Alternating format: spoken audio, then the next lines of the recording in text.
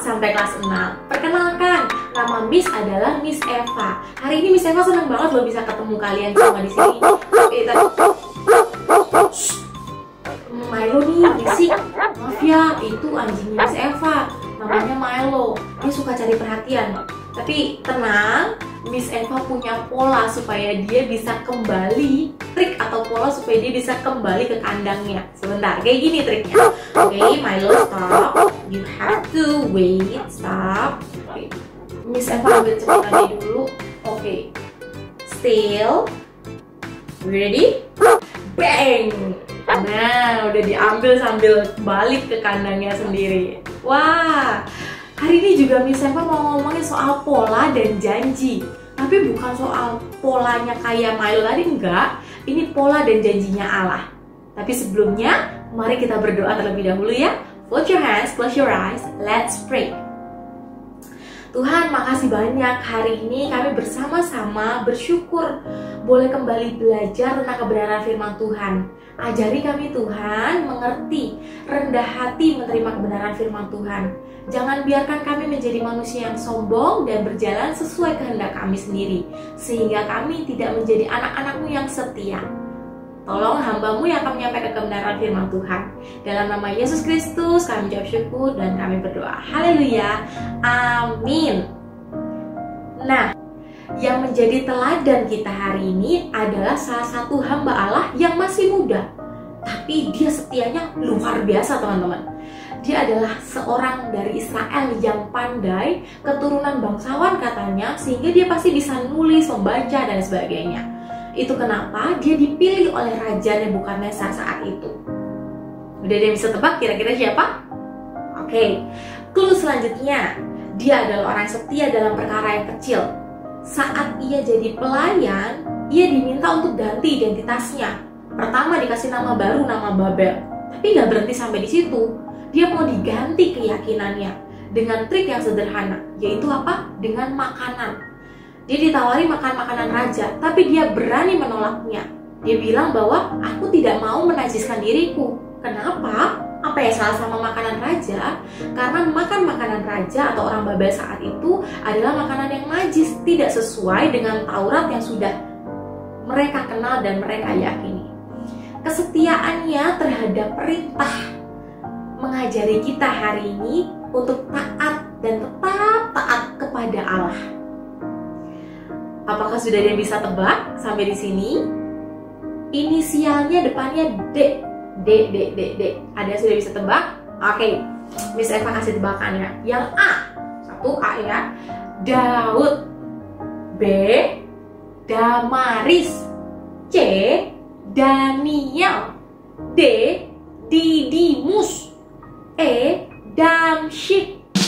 In 5, 4, 3, 2, 1, and the answer is C, Daniel. Good job. Kisah besar Daniel tentang masuk ke dalam gua singa sudah sering kita dengar. Bagaimana dia menolak untuk menyembah raja dan tetap setia beribadah 3 kali sehari kepada Allah Israel. Lagi-lagi karena dia setia kepada Allah, hidupnya tuh hampir terancam. Tapi barang siapa yang setia kepada Allah, kasih dan perlindungannya senantiasa ada. Alasan terbesar Daniel apa sih, Miss? Karena kasihnya kepada Allah. Hatinya tuh setia, nggak mau selingkuh, nggak mau berpindah.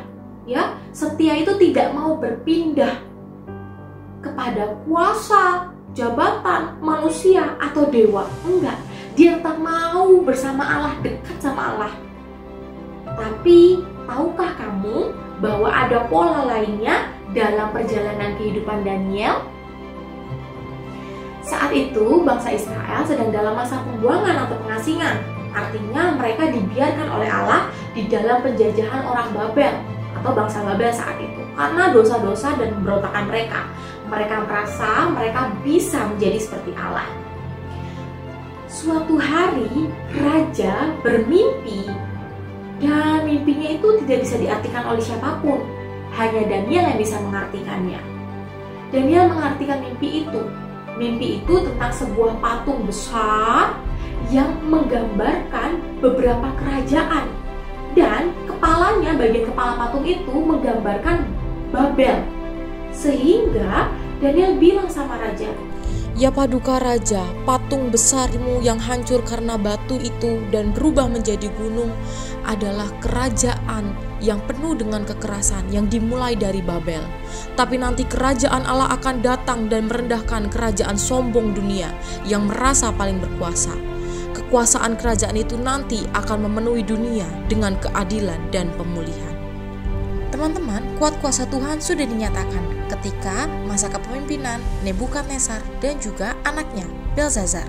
Keduanya adalah raja yang sangat sombong karena kekuatan dari kerajaannya. Allah menegur mereka melalui mimpi dan juga penglihatan, tetapi dengan sombongnya mereka menolak. Sehingga Allah menjatuhi hukuman, yang satu menjadi gila dan satunya lagi mati saat itu juga. lihatlah teman-teman, kalau kita hidup tidak setia kepada perintah Allah dan hanya melakukan kehendak kita sendiri, merasa kita ini adalah Allah, maka akhirnya adalah hancur. Seperti Belzazar maupun Nebukadnezar ayahnya. Ini mirip dengan kejadian di mana manusia diberikan kuasa untuk mengelola dunia ini, tapi mereka memilih untuk melakukan kehendaknya sendiri. Mereka memilih untuk tidak setia terhadap perintah Allah. Akhirnya mereka melangkah mengambil buah pengetahuan itu dan jatuh di dalam dosa. Mari kita lanjutkan.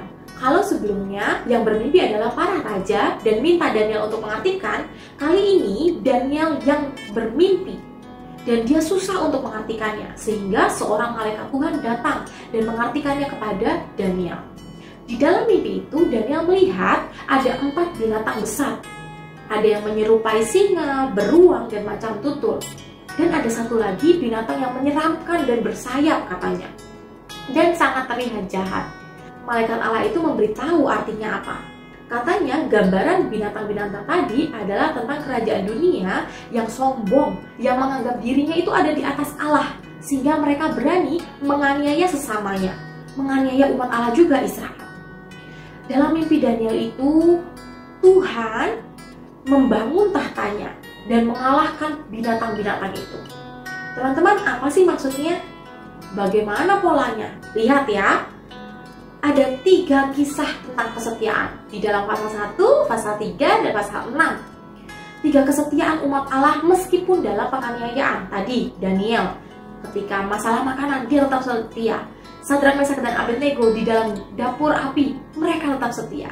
Lalu di gua singa, Daniel udah ada di gua singa nih, dia tetap setia kepada Allahnya. Dia tidak mencoba menyangkal tentang kehadiran Allah Israel.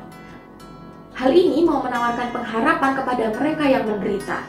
Mereka menderita karena kerajaan yang jahat menentang Allah. Dan mimpi-mimpi tadi dimaksudkan oleh Allah agar menumbuhkan kesabaran ketika kita sedang menanti-nantikan. Kapan ya Allah akan datang? Kapan ya Allah akan menolong?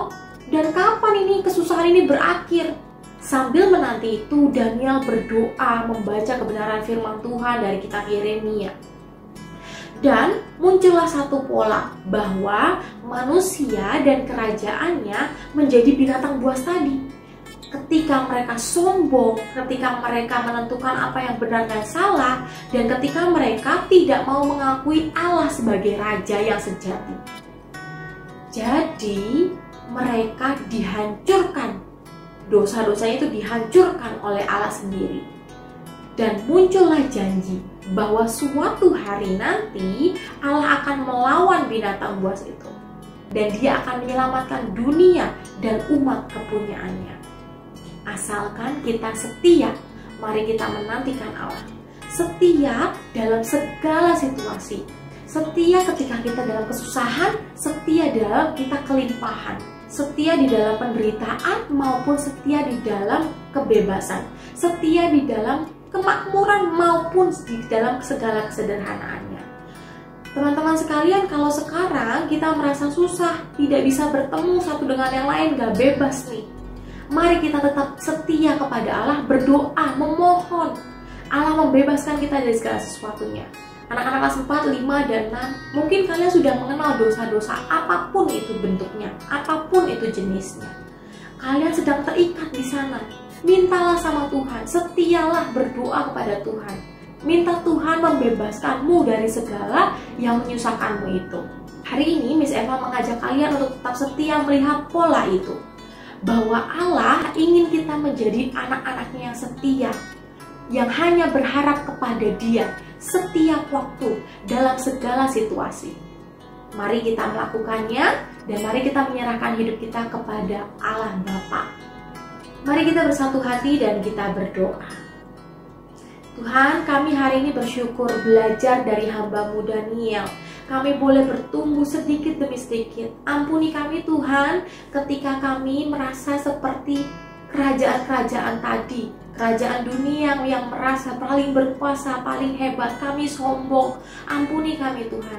Izinkan kami senantiasa terus setia mengandalkan Engkau dalam segala situasi. Kami tetap meninggikan Engkau di atas segala sesuatu. Kalau ada pencobaan, kalau ada tawaran jahat, izinkan kami Tuhan tetap setia kepada kebenaran-Mu saja. Berkatilah anak-anak kelas 4 sampai kelas 6 di sana, Tuhan yang sertai mereka dalam masa pertumbuhannya. Kiranya nanti ketika mereka sudah sampai di jenjang yang lebih lanjut, mereka tetap mengingat bahwa Engkau Allah yang setia menyertai mereka sedari kecil, memberkati dan menjaga mereka. Terima kasih Tuhan Yesus, kami ucap syukur untuk firman-Mu hari ini. Dalam nama Tuhan Yesus kami ucap syukur dan berdoa. Haleluya. Amin. Amin. Sebelum menyelesaikannya, mari kita baca satu ayat ini bersama-sama ya. 2, 3. Janganlah kiranya kasih dan setia meninggalkan engkau. Kalungkanlah itu pada lehermu. Tuliskanlah itu pada loh hatimu.